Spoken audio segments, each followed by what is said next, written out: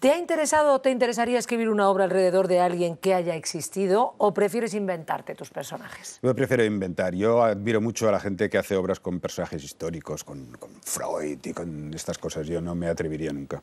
Pues nos vamos a ver lo último de Carme Elías, que recrea la vida de Diana Vreeland al galop en el Teatre Academia de Barcelona.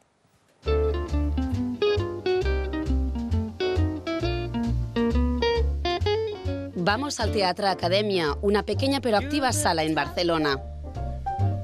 Es el salón de la casa de Diana Vreeland, prestigiosa periodista de moda que marcó tendencia. Y tratándose de elegancia, nadie mejor que Carme Elías para encarnarla.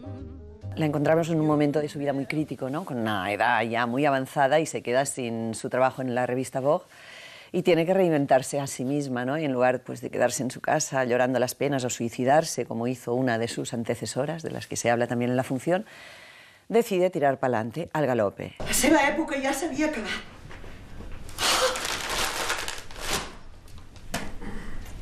Oh, era molt guapo, l'Strauss. Què, és excessiu o em quedo curta? Dirigido a veces directamente al público, el monólogo no solo es un retrato de Vreeland, de su mano recorremos un pedazo de historia reciente. Aló, amb qui parlo, sisplau? Sí, sóc jo. Sí, sóc jo, la Tet. Ella veía la historia a través del traje y a través de la belleza, pero nosotros ya hoy en día como espectadores lo que vemos es un periodo marcado por su presencia en la historia de la moda y recorriendo un tramo con ella de la historia mundial. Tots els meus clínex i tots els meus bitllets de dòlar estan planxats. Però crec fermament en la vulgaritat, jo. Un petit toc de mal gust tothom el necessita. Del que estic en contra és de l'absència de gust. El modelo que quería transmitir era el de una mujer independiente. És que em posa molt nerviosa, això.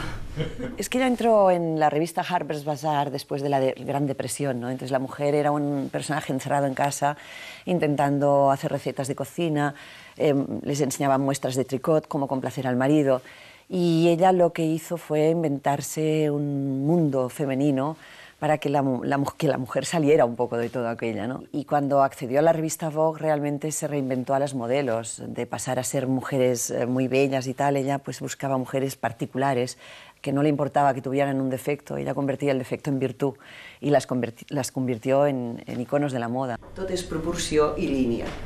I la moda és senzillament això. Línia, impacte, gosadia. Però per sobre de tot hi ha l'estil.